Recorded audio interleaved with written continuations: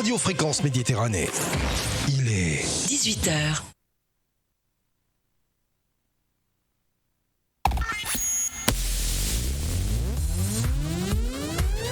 Prêt à l'emploi. L'émission en partenariat avec la mission locale Est 06. Jean-Luc, Aurélie, Émeric et leurs intervenants vous accompagnent dans les démarches concernant l'orientation, la formation, l'emploi, le logement, la santé, le soutien psychologique, la culture. Réservé aux jeunes de 16 à 25 ans. Prêt à l'emploi, un lundi par mois, 18h-19h, en direct sur tous les canaux de diffusion de Fréquence Méditerranée.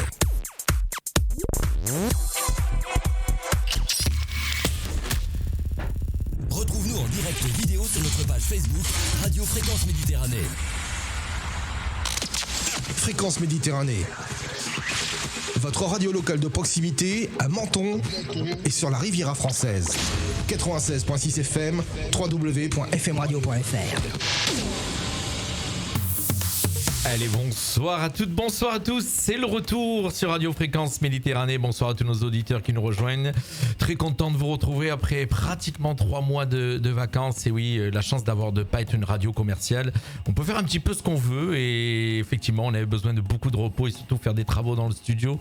On est de retour en pleine forme. Et puis pour démarrer cette émission, on a décidé cette saison de démarrer avec l'équipe de la mission locale S06, avec notre émission phare Prêt à l'emploi. Et on a de la chance aujourd'hui parce que du coup on a fait venir pratiquement toute l'équipe. Je sais que de l'autre côté elle nous regarde déjà, c'est Aurélie. On lui fait un petit coucou, mais on a fait venir toute l'équipe dont le patron, Monsieur Zied Essid. Bonsoir Zied. Bonsoir Jean-Luc. Très content de te retrouver. Le plaisir est partagé. Avec une nouvelle coupe de cheveux, je remarque. Avec nous, il nous accompagne, c'est monsieur... Alors, vous allez être 8 ce soir, mais on en a 4 sur le plateau et on en aura 4 autres tout à l'heure. Jean-Marc Robert, responsable administratif et financier, qui nous parlera des finances. Salut Jean-Marc. Tout à fait, bonsoir à toutes et bonsoir à tous. Marion Bourgeois, conseillère en insertion sociale et professionnelle para de formation. Ma chère Marion, bonsoir Marion. Bonsoir Jean-Luc. Et monsieur Julien Fauqueux, que vous avez l'habitude de retrouver dans d'autres émissions ici sur la radio, conseiller en insertion sociale et professionnelle. Il nous parlera lui du secteur de Roquebrune-Cabartien. Bonsoir Julien. Bonsoir Jean-Luc. Et puis hors caméra, nous avons Lisa Ricordi, conseillère en insertion. Nous avons Mélissa Tré, conseillère en insertion. Émeric Tripodi, conseiller en insertion, et lui est chargé du secteur de Breil-sur-Roya. Et normalement, Elodie Elodie Jeanne, voilà, responsable du secteur. Elle évoquera les spécificités de son secteur, c'est-à-dire la vallée des Paillons et de Beau Soleil. Voilà, une grosse équipe ce soir, une belle émission d'1 heure. On démarre avec tout le monde et la première personne à qui on va donner la parole, c'est le patron. Non ? Bonsoir patron. Bonsoir Jean-Luc et merci encore. On va un petit peu redéfinir toute l'émission parce qu'on va redémarrer une nouvelle saison. C'est la 3e si je me trompe pas. C'est la 3e ou la 2e ? Le deuxième, mais c'est la 3e, on a tellement travaillé. Je sais plus, on en a tellement fait depuis. Une belle collaboration en tout cas pour une belle saison et une nouvelle. On va un peu redéfinir un petit peu toutes vos missions. Et puis chacun va un petit peu donner le boulot qu'il fait. Puis surtout on va rappeler que vous êtes là pour les jeunes de 16 à 25 ans, très important. Exactement. Alors on invite nos auditeurs à partager l'émission, d'aller la partager sur les réseaux sociaux. Et nouvelle que vous ne saviez pas et que je vous annonce, ça a été dit sur les réseaux sociaux, on est diffusé aussi sur Monaco maintenant puisqu'on est sur le DAB, le numérique, la radio numérique, le DAB+. Donc on est diffusé bien sûr sur le web, sur les applications mobiles qui ont changé, qui sont toutes neuves. Et vous pouvez les télécharger, vous allez voir avec une belle interface et vous avez plein d'infos. Et puis je disais aussi sur la FM et ça démarrera au 1er octobre. Voilà, beaucoup de canaux de diffusion. Que de bonnes nouvelles. J'ai tout dit, j'ai parlé 4 minutes. À toi mon cher Zied, présente-nous un petit peu la mission locale. Non, écoute, en tout cas c'est l'occasion Jean-Luc pour te remercier RFM parce que c'est vrai pendant toute l'année. Surtout pas RFM. Fréquence Méditerranée, parce que nos auditeurs ont dû voir que les murs ont changé. Les murs ont changé, les travaux. Voilà, c'est-à-dire que on rappellera qu'à RFM on a eu un petit souci, donc on n'est pas RFM, on est Fréquence Méditerranée, et c'est pour ça que le logo a changé. Fréquence Méditerranée. Fréquence Méditerranée. Voilà. Donc très bien. En tout cas, ton soutien pour la mission locale, ton soutien pour la jeunesse et ton soutien pour toutes les actions culturelles et vocations de développement de territoire. Donc aujourd'hui, c'est vrai, on est une partie de l'équipe, que l'autre partie qui n'est pas là, mais c'est une partie assez représentative. On a souhaité dans cette rentrée un peu particulière, alors pourquoi particulière, je dirais tout à l'heure, de présenter la mission locale que certains gens connaissent, d'autres peut-être ne connaissent pas la mission locale, mais surtout le nouvel dispositif et toutes les nouvelles actions qu'on souhaite mettre en place durant cette nouvelle année rentrée scolaire. Voilà. Pour commencer, tout simplement, nous sommes dans une rentrée où on voit que cette rentrée risque d'être un peu agitée de point de vue économique d'ici quelques temps. En tout cas, on est à la veille d'une crise économique. C'est vrai, actuellement, le taux d'employabilité des jeunes, ou plutôt il est élevé, c'est-à-dire le taux de chômage des jeunes, il est bas. Mais nous sommes dans une logique sur notre territoire, en tout cas d'anticipation. Malheureusement, s'il y a une augmentation de ce taux de chômage, et comme on le sait tous, dès qu'il y a une crise économique, les premiers qui sont victimes de cette crise-là, de point de vue emploi, c'est les jeunes. Et d'ailleurs, souvent, quand il y a une reprise économique, c'est aussi les gens qui sont les plus dynamiques qui reprennent avant les autres. Ça. Donc ça, c'est le point global. Sur ce point, on est... Tu as attiré l'attention de nos auditeurs, effectivement, qu'il y a une crise économique qui se profile. Pourtant, il y a de l'emploi. Mais ça, on va en parler. Hein. Pourtant, il y a de l'emploi. Il y a de l'emploi, il y a des offres également à pourvoir, mais on n'espère que cette situation, en tout cas d'emploi, d'offres, perdure encore plus longtemps. Mais on sait que les prochains mois sera un peu difficile. Pour ceux à notre niveau sur le territoire donc, de la CARF et les territoires des Pays des Paillants, donc nous sommes présents sur l'est du département avec les 28 communes, nous avons des dispositifs qui existent déjà. Certains seront renforcés, d'autres qui seront mis en place également tout au long de l'année. Les collègues vous parleront chacun de sa spécificité, de sa spécialité, mais d'ores et déjà ce que je peux dire, que notre action vis-à-vis des entreprises et la récolte des offres, ça ne fait que renforcer. Donc on renforcera l'équipe chargée de relations entreprises. Ça, c'est là notre priorité. Donc nous sommes dans une phase également permanente d'adaptation et de recrutement et de formation des équipes. Le deuxième élément, nous serons également vigilants, peut-être sympa qu'on n'abordera pas ce soir de manière particulière sur le décrochage scolaire, notamment avec la plateforme que nous avons en collaboration avec les CEO, c'est-à-dire le PSAD, donc plateforme d'appui de décrochage scolaire, d'une part, et également bien sûr avec le nouveau dispositif qui a été mis en place fin de l'année 2021, notamment avec l'obligation de la formation. Je rappelle que c'est l'obligation de la formation, comme son nom l'indique, ça concerne les jeunes de 16 et 18 ans, sortis du système scolaire, dans lesquels ils avaient une obligation à partir de 16 ans d'être inscrits à la mission locale et de suivre ou une formation ou une démarche d'emploi, et que ces jeunes-là, en tout cas, ne soient pas sans activité ou sans action particulière. D'accord. Donc ça, c'est de manière générale. Après, bien sûr, l'action, en tout cas le dispositif phare qui reste, qu'on parlera tout à l'heure, c'est le contrat engagement jeune, dans lequel on avons signé, mon cher Jean-Luc, les premiers contrats à la radio ici, effectivement, qui a démarré au mois de mars. Quand ce contrat a été lancé, c'est ici que ça a été signé avec les responsables départementaux. Effectivement. Et puis la municipalité. Et la municipalité, effectivement. Donc c'est un dispositif qui a pris beaucoup d'écho auprès des jeunes. C'est un dispositif qui est nouveau, qui était à la suite de la garantie jeune, mais dans laquelle on est une bonne marche. Et tout à l'heure, peut-être on donnera un peu les chiffres et les résultats que nous avons pour ce dispositif-là. Puisque nous avons la chance d'avoir le responsable financier. Il est présent. Il doit avoir les chiffres, c'est ça. Il aura tout le nécessaire. Voilà. Au-delà de ces dispositifs-là, on restera bien sûr sur l'axe formation. L'axe formation, Mario en parlera tout à l'heure. Mais surtout également, on abordera la spécificité de chaque territoire et les atouts et parfois également les obstacles qu'on rencontre. Donc on a souhaité faire une rentrée un peu générale dans laquelle on évoque ces différents éléments, ces différents dispositifs et échanger ensemble. Et l'objectif, c'était de toucher le maximum de jeunes, sachant que c'est vrai, la mission locale, donc on touche des jeunes qui sont certains infra-bac, mais on touche déjà également des jeunes qui sont étudiants, fin de leur cursus universitaire. Donc nous avons une population qui est complètement hétérogène et on essaie de s'adapter et d'amener le meilleur offre de service à chacun. Tu as un petit peu défini toutes les missions de la mission locale, hein, donc, qui sont importantes. Alors une équipe qui se renforce d'année en année.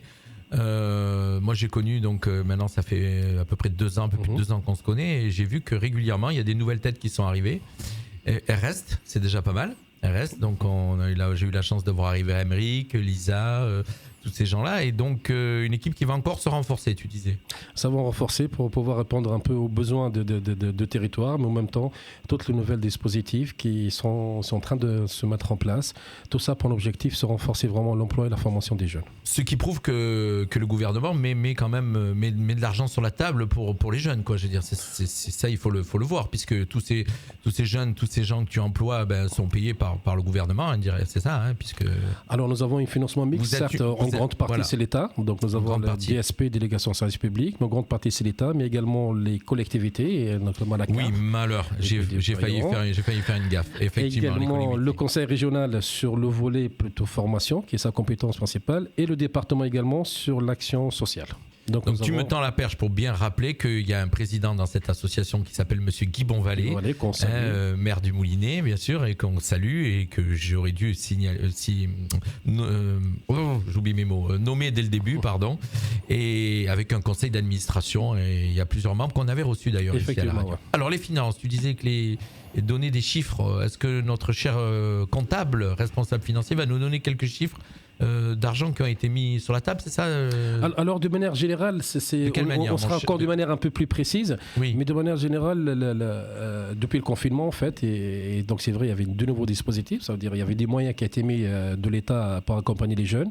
Le retour après le confinement, donc on est parti sur ces dispositifs qui ont donné leurs résultats, en tout cas fiables, ils se sont renforcés, et je pense qu'il y aura également d'autres axes futurs, et nous aurons également bientôt, en tout cas nous avons déjà une collaboration, c'est vrai, j'ai oublié dans le financeur, mais nous avons depuis le 1er janvier également la Caisse des allocations familiales, la CAFAM, la Caisse des allocations familiales des Alpes-Maritimes, à qui nous finance le PAOJ, qui est le point accueil éco de jeunes. Donc ça sera l'occasion juste de rappeler que nous avons un psychologue à disposition, gratuit, discret, qui accueille les jeunes de 11, donc je précise l'âge, à 25 ans, mais également leurs parents, pour tout type de problématiques. Et là, la Caisse des allocations familiales, nous avons également d'autres projets futurs à renforcer avec elle.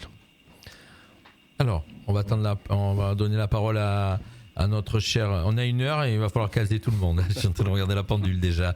Et comme on est beaucoup ce soir, mon cher Jean-Marc Robert, donc directeur responsable administrateur financier. Oui. Ça consiste en quoi un petit peu ton poste donc, dans les grandes lignes? Voilà, on n'a pas trop l'habitude de m'entendre, ni de me voir d'ailleurs. C'est la première fois d'ailleurs. Oui, d'habitude, tu es de l'autre côté, tu nous écoutes. On est sorti des coulisses.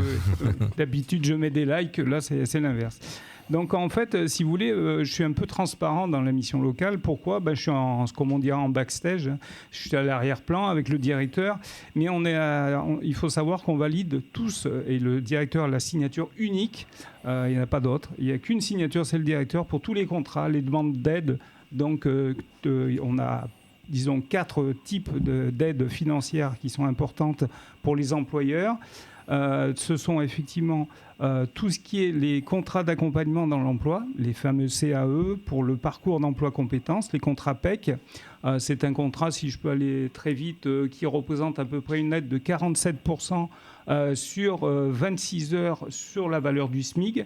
Donc vous voyez, c'est un peu technique, mais ça donne un bon exemple. Pour faire simple, ça fait un peu, disons, pour faire court et très court, même ça fait à peu près la moitié d'un emploi en charge, qui est pris en charge par l'État. Donc c'est quand même globalement hyper intéressant, surtout pour les employeurs. On a aussi les compétences donc, avec les aides exceptionnelles à l'alternance. L'alternance marche de mieux en mieux. Ce sont des contrats donc, pour des jeunes. Donc il y a des aides aussi qui durent. Donc là, pour l'instant, on a une fenêtre jusqu'au 31 décembre 2022 pour des aides exceptionnelles de 5 000 € pour les jeunes donc jusqu'à 18 ans. Et plus de 18 ans, c'est 8 000 € d'aide. Donc ce sont des aides qui sont versées, je le rappelle, aux employeurs qui seraient intéressés, tous les mois mensuellement par l'Agence de services et de paiement qui débloque ces fonds. Voilà. C'est une émission, effectivement, ceux qui l'écoutent ou ceux qui vont la réécouter, de la partager, puisqu'on donne beaucoup d'infos quand même, de toutes les aides qui existent pour les jeunes, parce qu'il y a beaucoup de gens qui ne savent même pas que la mission locale existe. Et pourtant, maintenant, ça fait déjà plus d'1 an qu'on en parle, et donc il y a énormément d'aides. Ça, il faut le savoir. Jeunes et entreprises. Jeunes et entreprises. Et en plus, bon, si je peux me permettre juste une petite parenthèse, n'ayez pas peur, les entreprises, et surtout le tissu mentonais est fait de très petites entreprises. N'hésitez pas, parce que je sais que les chefs d'entreprise hésitent parce qu'ils sont obligés de passer par leur cabinet comptable, parce que pour eux, l'administratif et le financier, c'est un peu du chinois. Et je sais que du côté des cabinets comptables, on avait vu ça avec le directeur il y a plusieurs années, ils sont peu enclins parce qu'ils sont un peu payés effectivement au rendement. Et on s'était aperçu qu'en fait, non, faites pas des contrats, c'est compliqué, tout ça. Il faut quand même rappeler qu'un jeune qui est inscrit chez nous à la mission locale et qui décide de faire un contrat d'emploi ou un contrat d'alternance, tout ça, c'est uniquement la mission locale en aide avec les conseillers désignés qui s'occupent de toute la paperasserie. Nous, on fait la demande automatique à l'agence de services et paiements. C'est fait transparent et simplement l'employeur à remettre à son cabinet comptable la validation ou pas, si effectivement ce contrat est aidé ou pas. Donc c'est important de le rappeler. Il n'y a aucune intervention ni du cabinet comptable ni de la part de l'employeur. C'est la mission locale qui se charge de tout. Et ça, je crois que c'est important de le rappeler. On a eu l'occasion de se servir de vos services, puisqu'on a eu un service civique, on en a même eu 2, et en fin de compte, la radio a eu la chance de s'occuper de rien, quoi. Je veux dire, on a juste le service civique qui est venu faire son taf, comme on dit chez les jeunes. Je parle jeunes. Donc on parle justement du service civique. Enchaînons aussi donc, la troisième aide, le service civique. Donc il faut savoir qu'elle a été récemment augmentée parce que la valeur du point du SMIC a augmenté. Donc maintenant c'est quand même une aide de l'ordre de 600 €, partagée disons 400 et presque 500 € par effectivement l'agence directement de paiement aussi. Et simplement pour la structure accueillante, hébergeante, c'est-à-dire ça leur revient 111 € pour un contrat donc sur 8 mois, sur 24 heures. Donc c'est quand même intéressant d'avoir un jeune.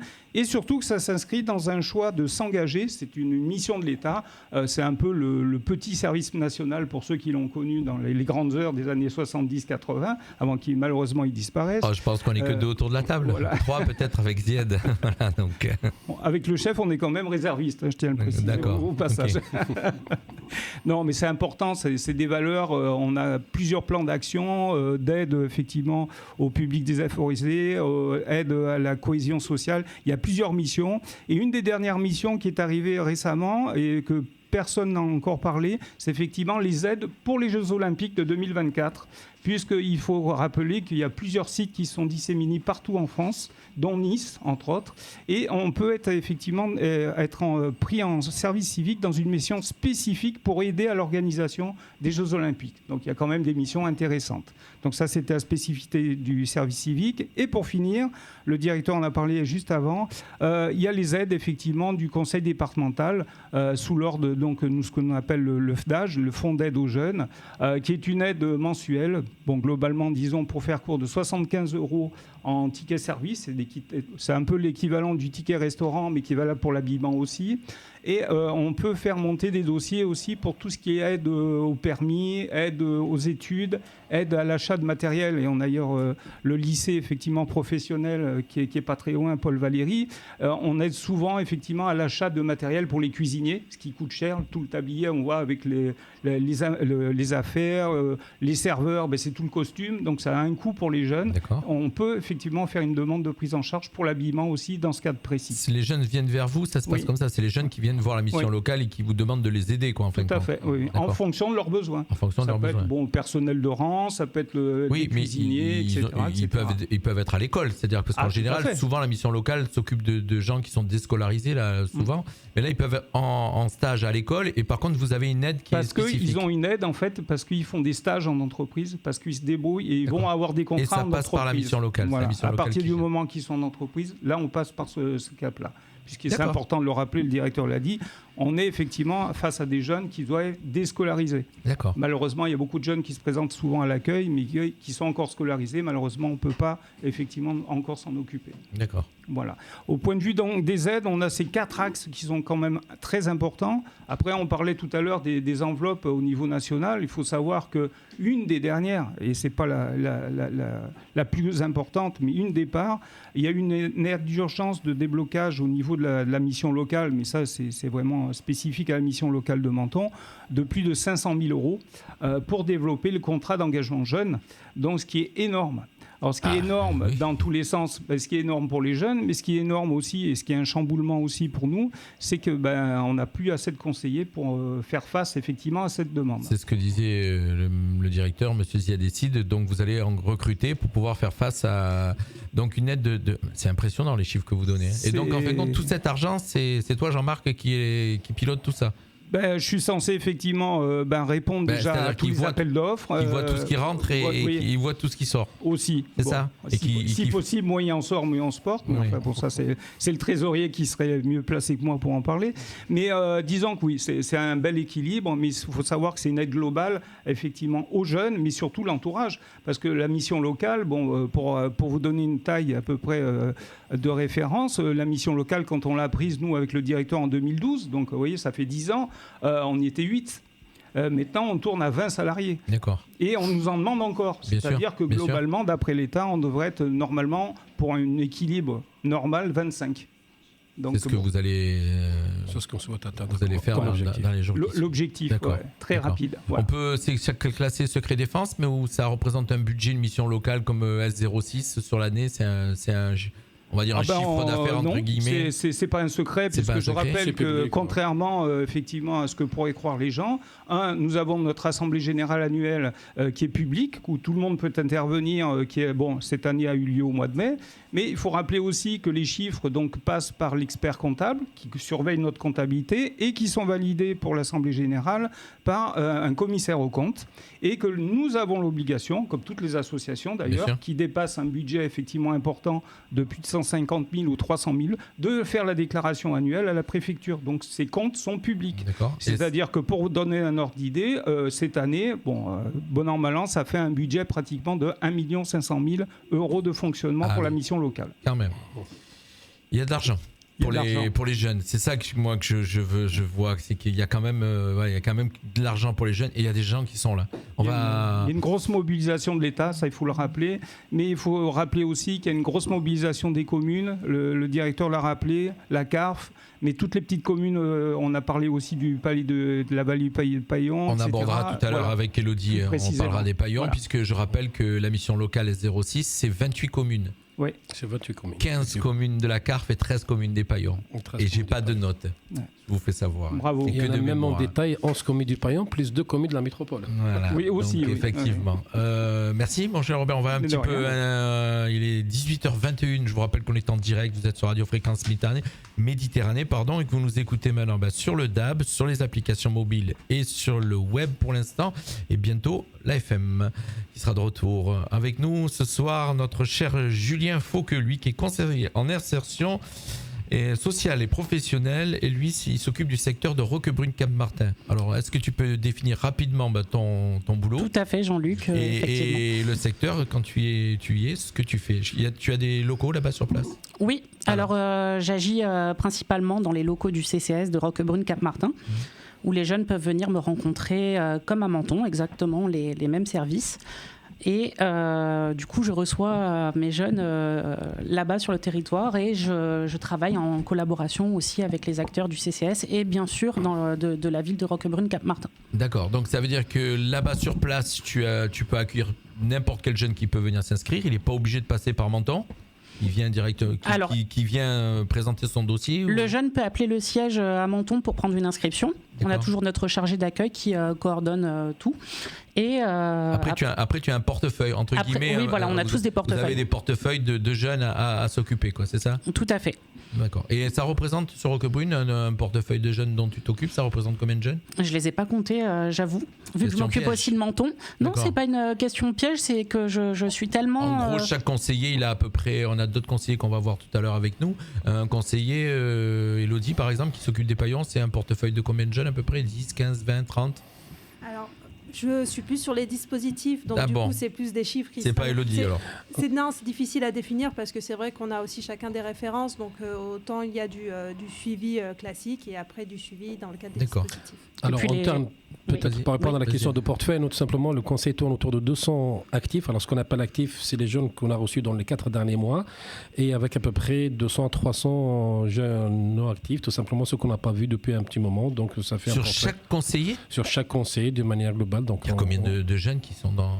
On a à peu près, on a suivi l'année dernière 3200 jeunes sur tous les territoires qui étaient accompagnés. Voilà. Ah, sincèrement, je ne m'attendais pas à je profite avec 1230 de têtes entrées en emploi.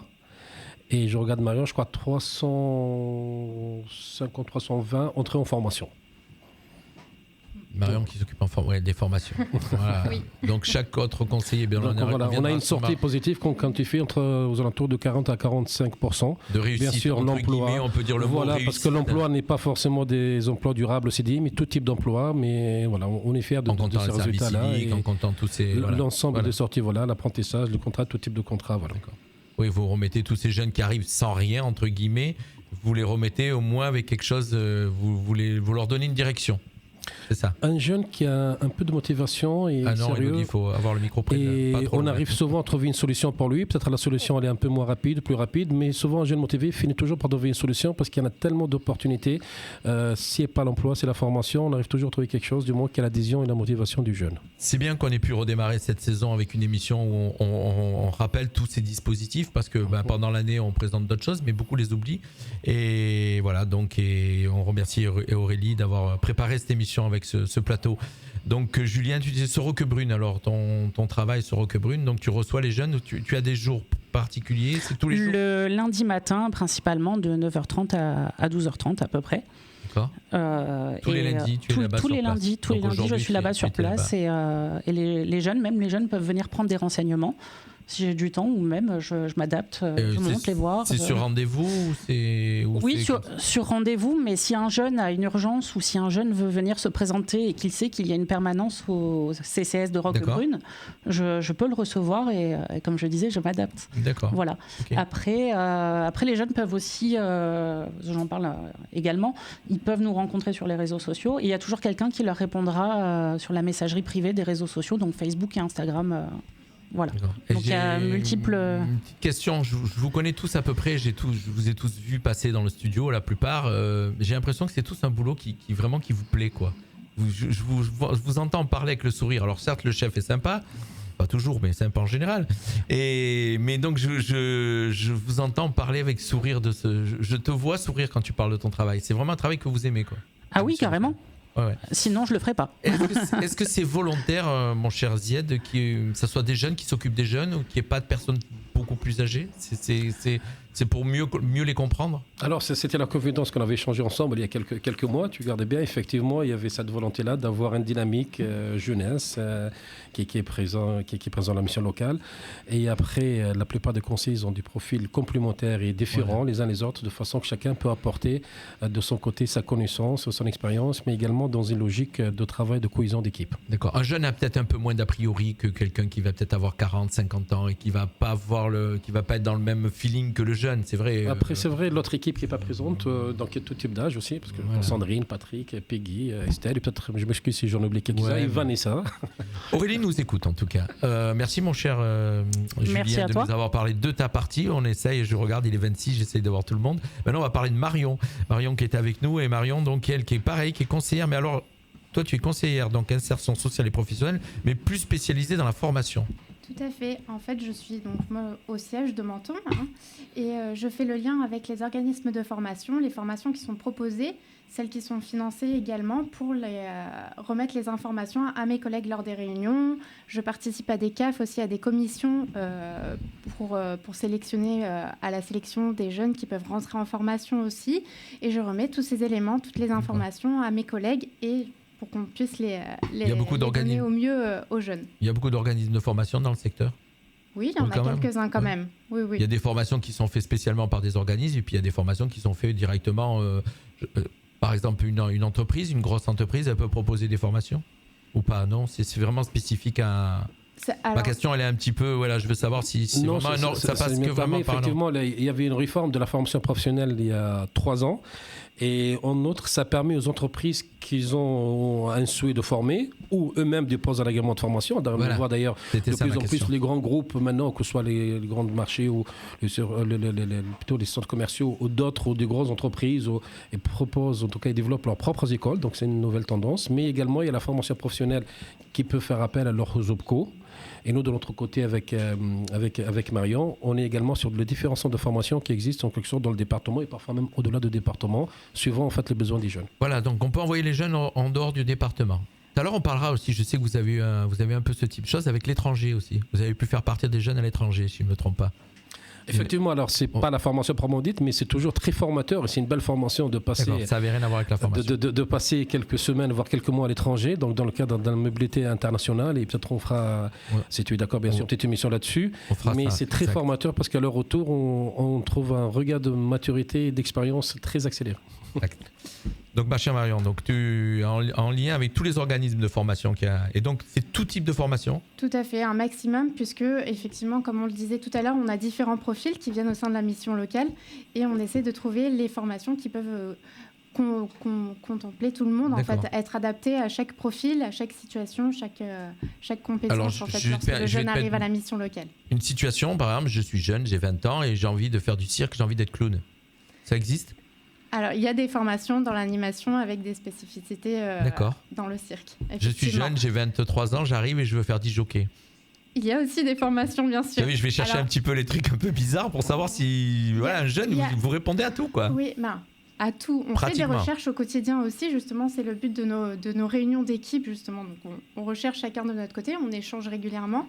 Mais notre but, effectivement, c'est de rechercher chaque jour sur des organismes de formation les contenus de formation, les références, les certifications évoluent aussi au quotidien, D'accord. assez régulièrement. Donc, effectivement, on D'accord. essaie de trouver pour La chaque formation, donc, profil. est payée par la mission locale, Alors, ou pas ? Non ? la formation, donc, elle est prise en charge ou par la région, donc le conseil régional, ou parfois, quand c'est le demandeur d'emploi, c'est Pôle emploi, ou parfois, c'est une formation par Pôle emploi. En fait, c'est tellement varié et multiple que ça dépend du projet, Ça des peut dates être- d'entrée, ça peut de la être- concurrence à l'entrée, donc plusieurs paramètres, en fait. Il y a quelques Ça- étapes à réaliser. D'accord, ça peut être au coût du jeune, c'est lui qui peut payer ou pas, ou en général, Il pourra bien sûr également Ah, le d'accord. payer, mais on essaie de trouver tous les financements nécessaires. souvent il Et peut je pas. pense dans la plupart des cas, il y a toujours un financement pour la formation d'une manière ou d'autre. Voilà. D'accord. On essaie un maximum de faciliter pour le jeune son insertion justement en formation. Combien d'années que tu es à la mission locale 2 ans. 2 ans. Ouais. Julien, je n'ai pas posé la question. C'est mon anniversaire, ça fait 1 an. 1 an. Ah d'accord, c'est bien, vous restez. C'est bien, c'est que ça vous plaît. Il faut peut-être rappeler ce détail, je reviens sur la formation, Vas-y. que les jeunes, au-delà Si j'ai oublié du quelque financement chose, de la tu- formation, ils touchent également une allocation de formation pendant la période où ils se trouvent dans leur centre de formation. Donc Voilà, c'est important, ce qui d'accord. permet de donner un minimum de dépenses, en tout cas de souvenir à leurs besoins. Pour Il y a la vraiment formation. voilà, la mission locale, c'est vraiment un soutien de A à Z du jeune, c'est-à-dire dans toutes ces démarches, mais aussi financier, comme on l'avait évoqué sur des émissions, des fois pour passer le permis, parce qu'il faut aller dans des endroits où il faut le permis. Il y a vraiment beaucoup de choses. Voilà, avec une vigilance et une condition commune avant, toutes les aides qui sont accordées sont conditionnées par rapport à la recherche de l'emploi, par rapport au sérieux des jeunes également, de façon que ce soit des aides effectives réelles et qui va dans le sens où un jeune il souhaite vraiment bénéficier de ces aides-là et on n'est pas du tout, on l'a dit à plusieurs reprises même dans la radio, on n'est pas du tout dans la logique d'assistanat. Voilà, j'allais dire, c'est pas les vacances où on paye des vacances gratuites, c'est on vient, mais il y a derrière, il y a un gros Il y a suivi. l'engagement. Les conseillers sont là pour suivre et ce qui peut amener, on en avait des trucs à c'est très rare, mais d'écarter un jeune du système de votre mission, de la mission locale, parce qu'en fin de compte, il profite de la situation. Mais c'est rare, non ? Ça doit être très très rare. On est très très vigilant là-dessus Très vigilant. et souvent c'est l'intérêt des jeunes, c'est pour lui, c'est-à-dire notre accompagnement, c'est pour lui apporter que ce soit une formation qualifiante, un emploi en fin de compte et c'est son intérêt et souvent voilà les échanges pédagogiques, parfois un peu plus fermes que d'un échange pédagogique avec un jeune, mais souvent on est plus que vigilant là-dessus. D'accord. Allez, avant de retrouver tout à l'heure Lisa, donc, qui est conseillère sur Menton, elle, et Mélissa, qui s'occupe du CEJ, c'est ce qui a été lancé il n'y a pas longtemps, hein, quand CEJ, c'est ça, hein, qu'on Le l'avait CEJ lancé. depuis le mois de mars. On l'avait lancé ici. Effectivement, on va parler donc à Élodie Jeanne, qui s'occupe du secteur des paillons. C'est ça. Alors, le rôle, il consiste en quoi sur ce secteur ? Paillons, on rappelle 13 communes. On 13 avait dit communes. 11 communes des paillons et 2 de la métropole. Voilà, 11 communes Voilà. pour la CCPP et 2 communes qui sont passées à la métropole récemment. D'accord. Le principe, le fonctionnement reste le même, hein, c'est-à-dire qu'on accompagne les jeunes sur la vallée. Et alors il y a 3 conseillères plus moi, et à savoir aussi qu'on se répartit entre la vallée du Paillon et Beau-Soleil. Alors, on avait dit tout à l'heure la CARF, 15 communes, 13 communes. Au niveau des chiffres, il y a autant de jeunes, puisque la vallée du Paillon, on va dire que c'est beaucoup plus de petits villages. Il y a des villages. C'est des petites communes, Voilà, c'est qui à sont- peu près 35 000 habitants et on est sur en moyenne 500 jeunes d'accompagnés par an pour la vallée du Paillon et en moyenne 300 jeunes sur D'accord. Beau-Soleil. Quand on sait que Menton représente déjà pratiquement 35 000 habitants, donc voilà, il y a un rapport de... Donc 500 jeunes quand même qui viennent régulièrement. Et vous êtes situé où, la vallée ? C'est à... Alors, la particularité sur la vallée du Paillon, c'est qu'on a des bureaux qui sont fixes, mais aussi on a des permanences sur toute la vallée, puisque c'est quand même très éparpillé, et que le gros problème des jeunes sur la vallée, c'est la mobilité. Donc, on fait en sorte de pouvoir déjà retirer ce frein-là, de venir à eux pour pouvoir assurer les rendez-vous. Alors comment ils savent les jeunes que vous êtes sur une permanence ? C'est régulier ? C'est fixe. Voilà, c'est fixe. On a quatre lieux de réception où on reçoit les jeunes. On a Comte, on a l'Escarène, la Condamine, Drape-la-Condamine et Cantaron qui sont les locaux fixes. Une question que je n'ai pas posée, que j'aurais pu poser à tous les conseillers. Quand un jeune vient vers vous, c'est souvent il est poussé par les parents ou est-ce que c'est sa propre initiative ? Ça m'interpelle. À savoir déjà que beaucoup de jeunes à la base ne connaissent pas la mission locale, c'est beaucoup le bouche à oreille avec les amis, les collègues qui fait qu'il va Et puis un venir petit vers peu nous aussi. et les parents qui cherchent les renseignements et qui accompagnent leurs enfants. On a différents types de cas. Voilà, oui, puisque c'est de 16 ans, bon, on va dire après 20 ans, je pense qu'ils se débrouillent un petit peu tout seuls, ou peut-être pas. Ça dépend. Plus les filles que les garçons. Donc le travail, vous êtes un petit peu la chef, si j'ai bien compris.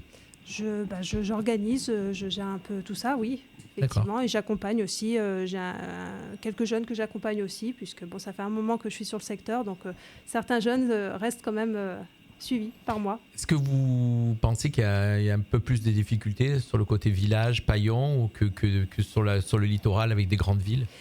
Oui, nous on le remarque. Ça a été assez flagrant quand on a commencé à faire le suivi sur Beau Soleil. C'est des problématiques qui sont complètement différentes, notamment la mobilité et puis le fait qu'il n'y ait pas de grosses entreprises. Il y en a quelques-unes, mais pas autant que sur le littoral. Et des métiers qui sont différents aussi. On est peut-être plus sur quelque chose d'industriel sur la vallée du Paillon et quelque chose qui sera plus tourisme, hôtellerie. Ici sur la Carfe, on va dire. Exact. Mon cher Ziad. Alors tout simplement, en fait, oui, les territoires ils sont un petit peu différents puisque certes c'est des communes, mais en proximité avec la métropole, dans ce qui nous ouvre d'autres opportunités en termes d'emploi sur la métropole.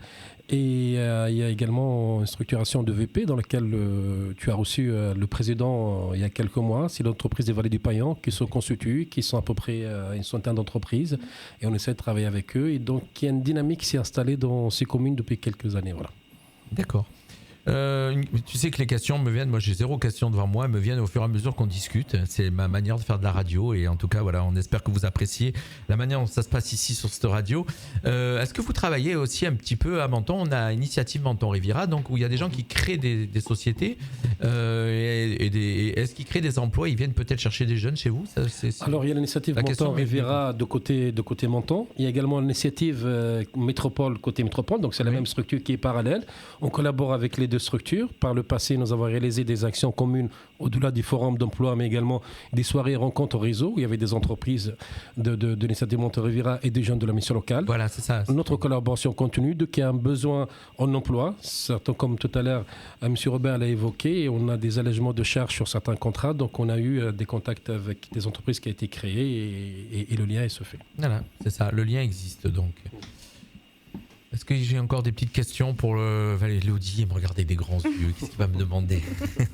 Ça se passe bien dans la vallée Paillon? Ça va, les jeunes sont motivés? Oui, bien, la question qui pourrait être posée à tous les conseillers.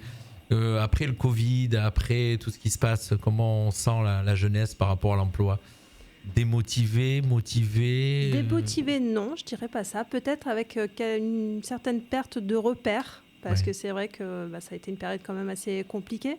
Et on a dû réapprendre à fonctionner peut-être différemment. Donc une perte de repères, mais petit à petit ça revient, la motivation est toujours là. L'être humain a une capacité à oublier, c'est incroyable. Donc il a peut-être déjà oublié certaines choses du Covid et il redémarre.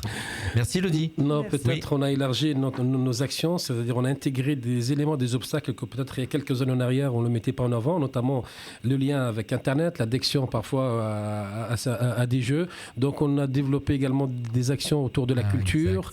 On est présent à la voûte tous les jeudis après-midi entre autres. Donc ce sont des éléments qu'on souhaite avoir une prise en charge un peu plus générale dans nos ateliers dans lesquels elle nous parlera pour le COJ. Et on a intégré ces éléments-là parce qu'ils sont devenus pas un frein à l'emploi, mais c'est quelque chose qui perd beaucoup de temps, prennent beaucoup de temps aux jeunes. Ils sont très passifs pour la formation, donc ils prennent la formation. Et peut-être l'exemple que je peux donner, la plupart des jeunes, ils pensent maîtriser le numérique, l'informatique, mais en réalité, ils maîtrisent leur smartphone, leur tablette, mais pas forcément les démarches nécessaires dans un ordinateur. Parfois, ça peut être des choses simples. Bien sûr, je ne dis pas tout le monde, mais il y a cette perte d'habitude. Donc, on a quelques petites problématiques nouveaux qu'on a intégrées dans nos démarches d'accompagnement. D'accord, je veux bien te croire. Je pense qu'il y a des jeunes qui savent très bien faire marcher Instagram et qui ont beaucoup plus de mal, comme tu dis, à aller chercher un emploi sur un site pour aller chercher un emploi.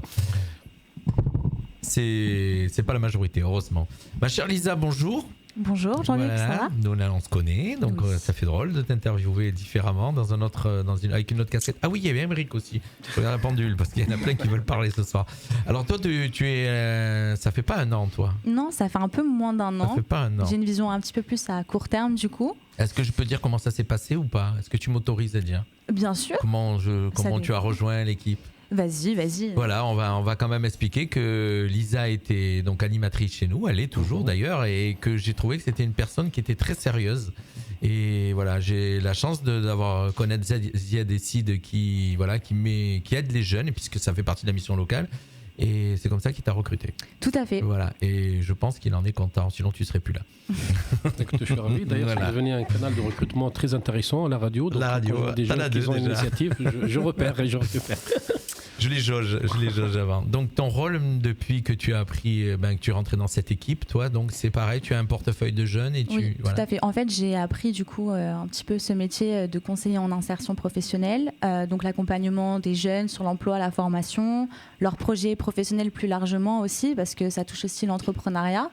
Et du coup, c'est une expérience qui a été très enrichissante parce que d'une part, j'ai une vision un petit peu plus... moi-même, je suis jeune et moi-même, j'ai bénéficié des, entre guillemets, services de la mission locale. Et c'est vrai que j'en étais même pas informée à ce point-là, des aides qu'il peut y avoir pour les jeunes, de cet accompagnement, parce qu'au final, il y a quelqu'un qui vous suit, qui vous écoute, qui vous donne aussi cette impression que pour certains jeunes qui ont des situations plus compliquées... Qui vous donne la main, quoi, en fin de compte. Tout simplement, ça. oui, c'est ça. Parce que c'est vrai qu'il y a des jeunes qui décrochent un contrat, un CDI ou même un CDD, ou qui rentrent en formation et qui découvrent une vocation. Donc et tout ça, c'est rendu possible aussi grâce à la mission locale. Parce que y a du suivi, il y a de l'implication et surtout on essaie d'analyser au mieux les besoins des jeunes qui viennent nous voir. Donc voilà. Alors toi, tu es une des petites dernières de l'équipe de Zia Décide. Donc comment vous êtes formé en fin de compte ? Parce que quand tu arrives à la mission locale, le travail tu le connais pas. Non.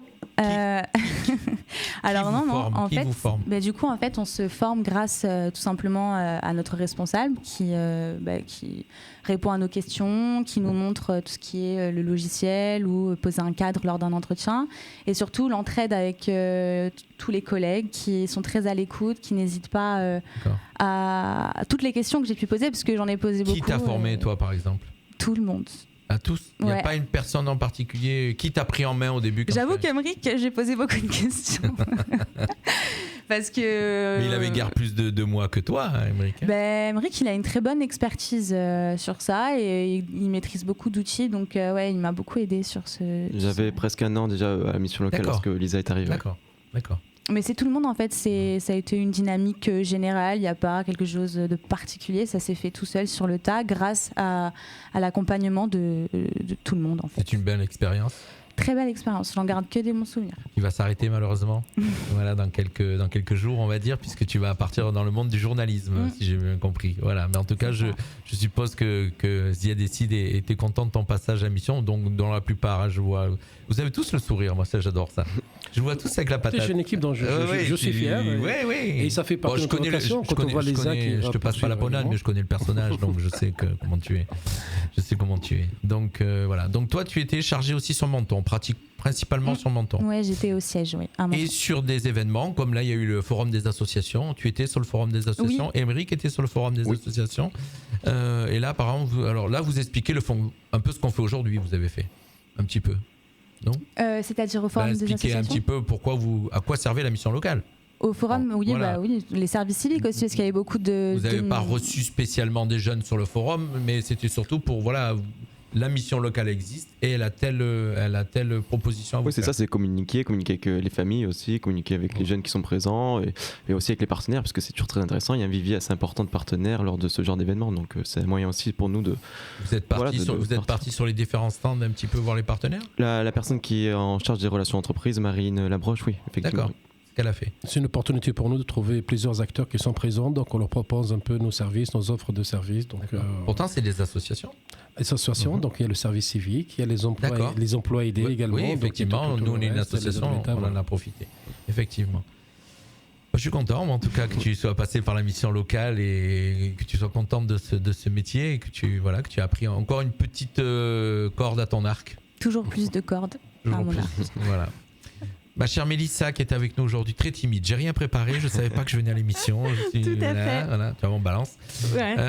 Donc tu es pareil. Toi, alors Mélissa, tu es donc conseillère en insertion sociale et professionnelle, mais toi, tu es spécialiste du CEJ, contrat emploi jeune, qu'on a présenté ici d'ailleurs, et on avait fait signer 2 jeunes ce jour-là. Exactement.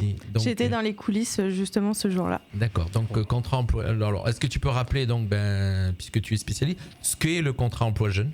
De donner les grandes lignes.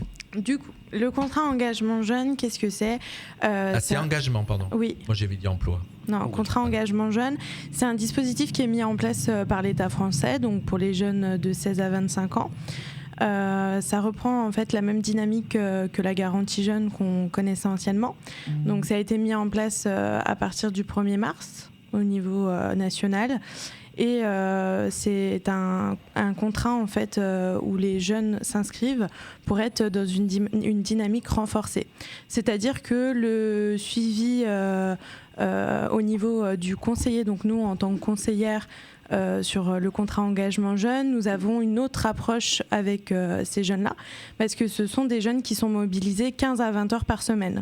C'est-à-dire que quand ils vont, par exemple, à la mission locale et voient leur conseiller en mission locale, ils n'ont pas vraiment justement d'engagement. Enfin, ils ont un engagement avec leur conseiller, mais je veux dire, ils n'ont pas d'obligation à assister à des entretiens individuels. Par contre, quand ils signent le contrat alors que par contre, jeune, effectivement, quand ils signent le contrat engagement jeune, il y a cet engagement qui il y a vraiment un suivi plus pointu, on va dire. C'est ça. C'est un accompagnement renforcé, exactement. Donc du coup, ils participent de 15 à 20 heures par semaine à des ateliers collectifs, là comme ce matin. On a eu notre intervenante de la CPM qui est venue pour justement recevoir 17 jeunes ce matin, pour faire un point sur leur situation par rapport à ça. Et par semaine, ils ont 3-4 ateliers collectifs où ils doivent être présents obligatoirement tant qu'ils ne sont ni en formation ni en emploi. Ils sont motivés ces jeunes quand ils viennent, quand ils signent ce contrat? Est-ce que c'est vraiment un contrat qu'ils signent pour dire on n'a rien d'autre, ou ils viennent motivés, ils sont Non, parce que c'est vrai que motivés. Oui, on n'a pas à se plaindre en tous les cas sur Menton. Vous n'êtes pas obligé de les rappeler la veille? Non. On n'a pas forcément à se plaindre, parce que c'est vrai que le travail est fait en amont par nos collègues conseillers en fait en mission locale. Donc c'est vrai que les jeunes savent à quoi s'attendre quand ils viennent chez nous, et on a un entretien individuel au préalable. Donc avant de signer le contrat, on les reçoit pendant 45 minutes, 1 heure, pour vraiment reposer les bases, pour les jauger. Voilà. Oui, aussi. C'est un peu comme un petit entretien d'embauche. Exactement. Voir aussi la motivation du jeune, parce que c'est vrai que c'est important pour nous. On organise beaucoup de choses autour de ça, donc des ateliers collectifs comme nous le disions tout à l'heure. On a aussi donc tout ce qui est les entretiens individuels. C'est vrai qu'on a quand même beaucoup de jeunes à suivre sur Menton, donc si la mobilisation du jeune n'est pas là, malheureusement ça n'aboutit pas à grand chose. Parce que c'est vrai que c'est leur contrat avant tout. Nous on est vraiment juste la personne qui va être là pour donner la clé à. Mais c'est vrai que s'ils ne mettent pas cette clé dans la serrure, malheureusement, on ne peut pas faire grand-chose. Combien de jeunes en contrat? Je regarde la pendule, puisqu'il nous reste Émeric, et puis je dois encore te revoir pour autre chose, mon cher Zied. Combien de jeunes qui ont signé le contrat depuis le 1er mars? Alors là, nous sommes à 237 en tout. 237. Et voilà. Là, c'est pareil, on est à peu près dans les mêmes rémunérations qu'une garantie jeune? Alors, la garantie jeune, anciennement, était de 497 €. Et là, nous avons augmenté justement avec la cotation du SMIC à 520 €. 520 €, d'accord. Voilà, donc ils touchent une rémunération de 520 € par mois. Qui viennent en formation, ou alors après qu'ils soient placés sur peut-être, qui viennent en stage, entre guillemets, qui viennent dans des réunions, ou qui soient placés quelque part. C'est l'objectif. C'est l'objectif. Je trouve un emploi durable. Voilà. C'est ça. Ah oui, c'est ça l'objectif final, et on ne perdra pas de vue l'objectif. Absolument. Merci, être dans ce justement d'être justement dans cette dans cette assiduité au niveau de l'accompagnement, dans toutes les démarches qu'il y a autour, pour justement sécuriser le parcours professionnel et aller sur un emploi durable ou une formation sur du long terme. Contrat engagement jeune. Voilà. C'est toi la spécialiste, Mélissa, sur tout le secteur. Sur la... Alors, j'ai une très bonne équipe avec moi qui ne sont pas là ce soir, mais je ne suis D'accord. pas toute seule, heureusement. Tu es la responsable d'une équipe qui s'occupe Non, loin de là. Je fais partie de l'équipe D'accord. du contrat engagement jeune. Notre responsable est Aurélie Segantini, toujours. D'accord. Oh, c'est la responsable, c'est la numéro 2. Hein, donc, on sait, elle nous écoute, je crois, d'ailleurs. Il faut ma peut-être chère signaler Aurélie. que le contrat engagement jeune, donc il y a un site sur Menton, et nous avons également le contrat engagement jeune sur Beau-Soleil, et nous avons également l'objectif qui est à peu près 50% sur les Pays des Paillons également. Tout à Donc fait. c'est 3 lieux, 3 sites où ça se déroule chaque jour, des ateliers, des rencontres et des présences des jeunes, avec une vérification bien sûr, dans leur engagement et leur assiduité. Et ça nous arrive également d'aller vers même des rappels à l'ordre, voire même des sanctions, voire même exclusions. Voilà.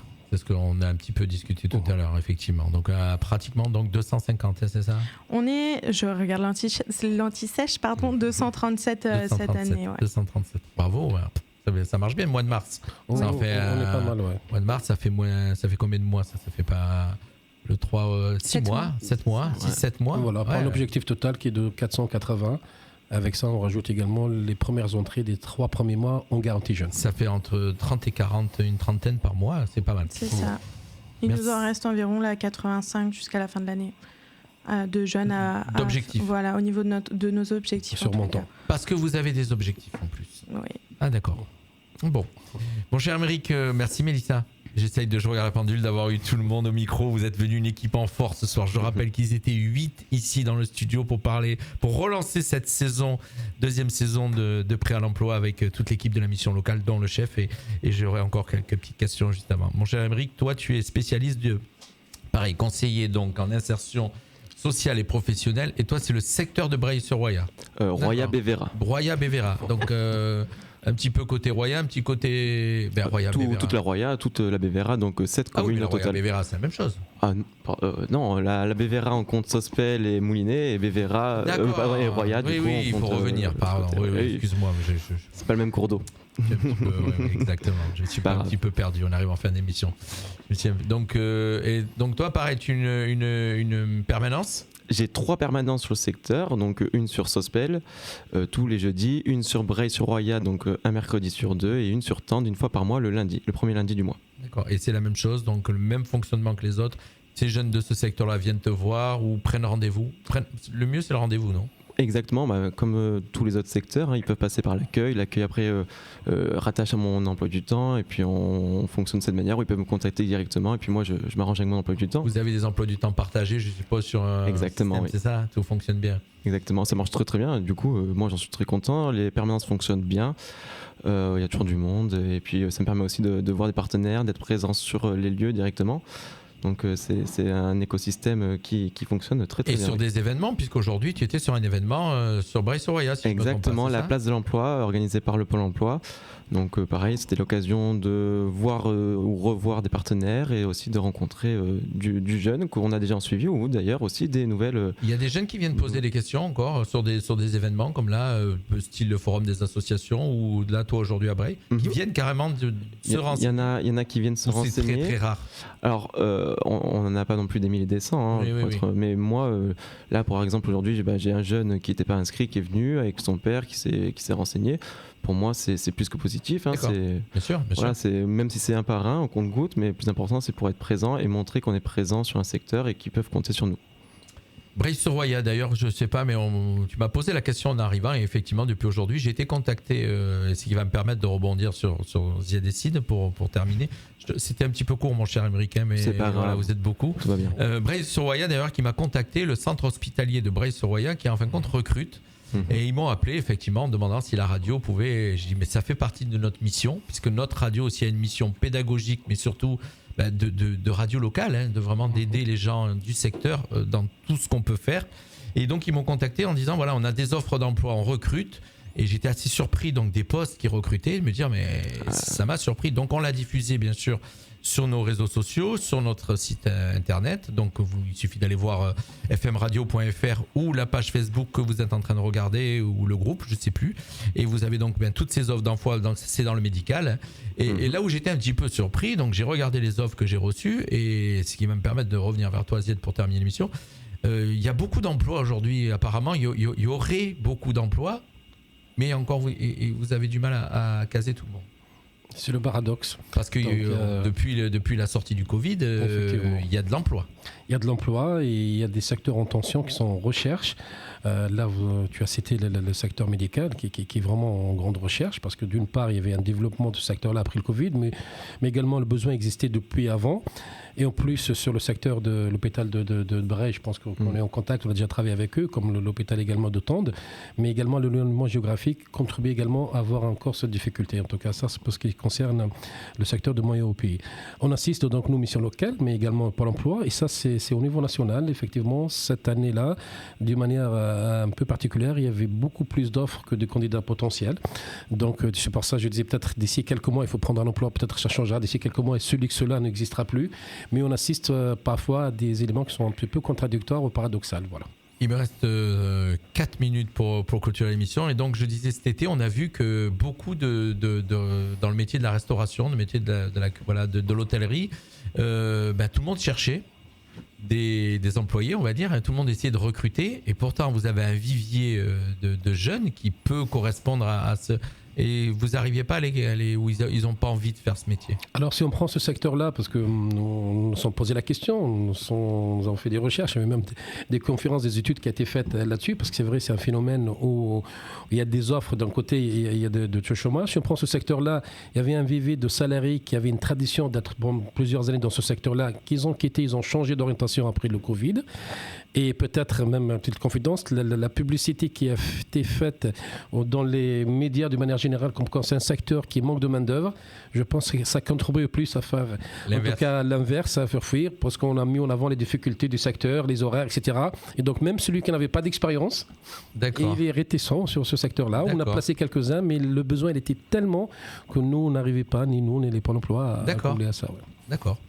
En tout cas, merci moi en tout cas d'avoir tous été là. Il est 18h56. Il nous reste encore un petit mot à dire. Peut-être je pouvais de moins un peu d'annoncer, même si un peu on avance. Tout simplement, nous avons parlé avec Émeric il y a quelques mois et quelques temps. C'était juste dans les communes dans lesquelles nous n'avons pas de permanence. Alors nous avons fait le choix de la proximité. Donc même si on est présent dans des communes qui drainent les autres communes autour, mais également on sera sur des permanences itinérantes bientôt, avec la mise en place également d'un minibus qui sera équipé pour recevoir les jeunes dans les communes, les territoires un petit peu éloignés. Mais qu'est-ce que alors que de l'innovation, la mission locale, que de l'innovation, c'est génial. C'est toutes des idées de mon cher Ziad Essid? Non, c'est des idées collectives, ça vient, et après ça se concrétise. Voilà, en tout cas, vous étiez 8 ce soir. Je vais rappeler qui était avec nous donc, dans cette émission. Le directeur, bien sûr, de la mission locale Ziad Essid, qui gère donc ces 28 communes, donc 15 de la Carve, 13 du Paillon, avec donc on disait de la métropole. Jean-Marc Robert, responsable administratif et financier.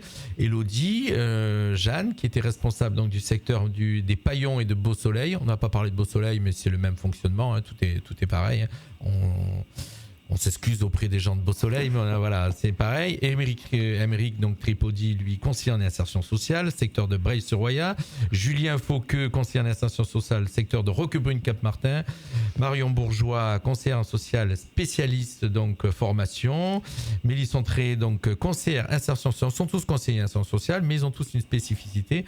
C'était le contrat engagement jeune. Elisa Ricordi, toute jeune, la dernière, et qui va bientôt quitter la mission locale, mais voilà, en tout cas, qui a donné son impression et qui était heureuse d'en faire partie. Moi, je suis content que cette émission redémarre avec vous. Alors, c'est une émission où on parle beaucoup, bien sûr, chers auditeurs, hein, vous savez, c'est du talk show, comme on dit. Hein, mais c'est une émission, moi, je pense qu'on en a besoin. On en a besoin, puisqu'on rappelle, et puis pendant l'année, il y aura des invités, puisque pendant l'année, avec Aurélie Singantini, qui s'occupe de ça, donc c'est elle qui gère un petit peu tous les invités, les gens qui vont venir. Aurélie Singantini qui est la numéro 2 entre guillemets, si je me trompe pas, qui est juste derrière toi, hein, donc la responsable du secteur de Menton, et qui va gérer donc toutes ces émissions et me dire qui sera invité, puisqu'on aura des professionnels, on aura des partenaires. Il y a des surprises cette fois-ci, on a anticipé à l'avance, donc vous avez anticipé, et on aura bien sûr des conseillers qui régulièrement nous rejoindront pour en parler. Voilà. Merci Ziad. Merci Jean-Luc.